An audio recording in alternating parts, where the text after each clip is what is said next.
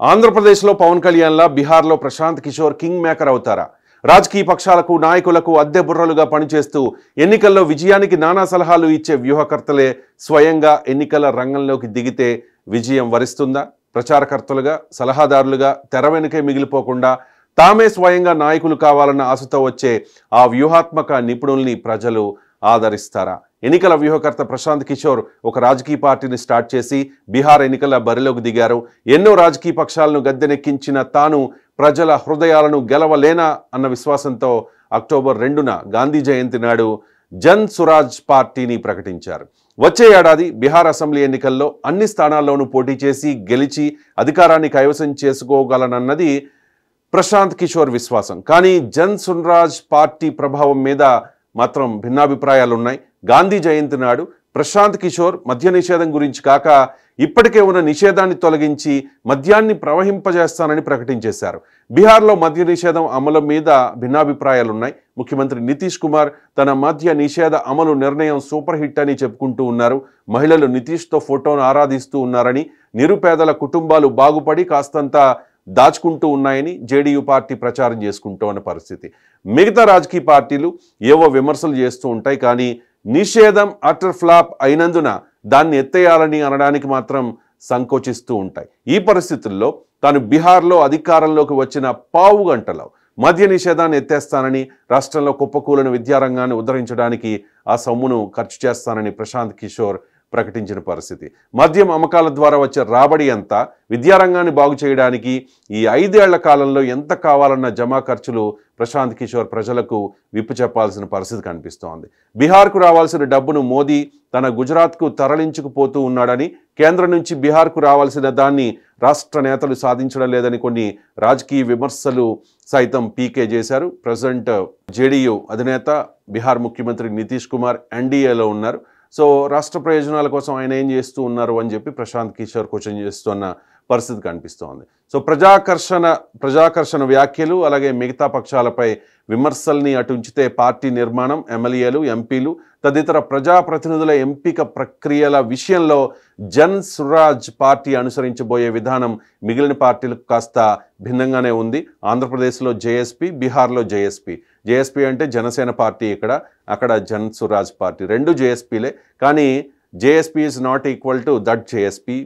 AP PK is not equal to Bihar PK. అంటే ఇక్కడ king maker అవుతారు ప్రశాంత్ కిషోర్ బీహార్లో అనే ప్రచారం జరుగుతోంది. ఇప్పుడు పవన్ కళ్యాణ్ కింగ్ మేకర్ ఏ రకంగా అయ్యారో చూసాం మనం. కూటమి ప్రభుత్వం అధికారంలోకి రావడంలో, అంతేకాదు మోదీ సర్కార్ కేంద్రంలో అధికారంలోకి రావడంలో మాత్రం ఖచ్చితంగా పవన్ కళ్యాణ్ ఆయన పాత్ర పోషించారు. పవన్ కళ్యాణ్ తీసుకున్న డెసిషన్సే ఇప్పుడు చాలా కీలకంగా దేశవ్యాప్తంగా మారిన పరిస్థితి.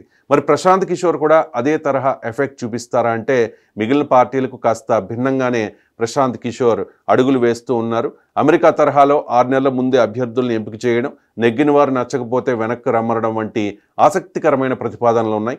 పార్టీ వ్యవస్థాగత నిర్మాణంలోనూ రేపు ప్రభుత్వంలోనూ ఆయా కులాల జనాభా దామాషా ప్రాతిపదికన పదవుల పంపకాలు ఉంటాయని, ఇటీవల కులగణనను అందుకు ఆధారంగా చేసుకుంటామని ప్రశాంత్ కిషోర్ ప్రకటించారు. కమ్యూనిస్టుల నుంచి ఆర్ఎస్ఎస్ కార్యకర్తల వరకు అందరూ తనవారేనంటూ గాంధీ, అంబేద్కర్ ప్రవచించిన మానవత్వమే తన పార్టీ ఐడియాలజీ అని ప్రశాంత్ కిషోర్ చెప్పుకున్నారు. తాను పదవులకు దూరంగా ఉండడం, పార్టీ అత్యున్నత స్థానాలకు దళితులు, ఓబీసీలు, మైనారిటీలు ఇత్యాది వర్గాలు నాయకత్వం వహించడం, నిర్ణయాలు, విధానాలన్నీ అట్టడుగు స్థాయిలో జరగడం వంటివి మాటలకు మాత్రమే పరిమితమా, రేపు నిజంగా ఆచరణలో కనిపిస్తాయా అన్నది భవిష్యత్తులో తేలాల్సిన అంశం. ప్రశాంత్ కిషోర్ చెప్తూ ఉన్నారు, తనకు పదవుల మీద వ్యామోహం లేదు, బడుగు బలహీన వర్గాలు వాళ్ళకి మాత్రమే మా పార్టీలో అవకాశం ఉంటుంది, వాళ్ళకే అధికారం ఇస్తాము అని చెప్తున్న పరిస్థితి కనిపిస్తోంది. గతంలో పవన్ కళ్యాణ్ కూడా ఈ తరహా కామెంట్స్ చేశారు. ఎన్నాళ్ళు అనుభవించిన సామాజిక వర్గాలకు రాజ్యాధికారం కాదు, కొత్తగా బడుగు బలహీన వర్గాలకు రాజ్యాధికారం కావాలి అని చెప్పి ఎన్నికలకు చాలా నెలల ముందు చేసిన కామెంట్ అది. కానీ మారిన పరిస్థితుల దృష్ట్యా చంద్రబాబు నాయుడికి ఆయన సీఎం అంటే చంద్రబాబు నాయుడు ముఖ్యమంత్రి కావాల్సి వచ్చింది. డిప్యూటీ సీఎం స్థాయిలో పవన్ కళ్యాణ్ని ఉంచారు, సముచిత స్థానం అయితే కల్పించారు. సో ప్రశాంత్ కిషోర్ బీహార్లో ఆయన ఒక 20-30 స్థానాల్లో పోటీ చేసి చాలా కీలకంగా మారే అవకాశం కనిపిస్తోంది.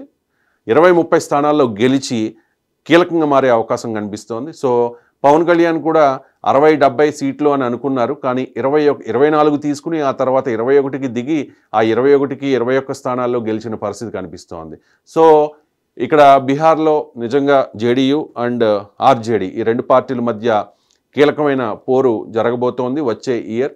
సో ప్రశాంత్ కిషోర్ తీసుకునే నిర్ణయం ఏ రకంగా ఉంటుంది, ఆయన ఎంతవరకు బీహార్లో ఎఫెక్ట్ చూపించగలుగుతారు, కింగ్ మేకర్ అవుతారా అన్నది కూడా మనం ఇక్కడ గమనించాల్సిన అంశం. సో మహాత్ముడు తొలి సత్యాగ్రహాన్ని ఆరంభించిన చంపారన్ నుంచి ప్రశాంత్ కిషోర్ 2 ఏళ్ల క్రితం తన పాదయాత్ర మొదలుపెట్టి 3000 కిలోమీటర్ల ప్రయాణంలో ప్రజలతో మమేకం కావడమే కాకుండా పార్టీకి పునాదులు కూడా వేసుకున్నారు. ప్రధానంగా వ్యవసాయ భూ సంస్కరణలకు కూడా హామీ ఇచ్చారు.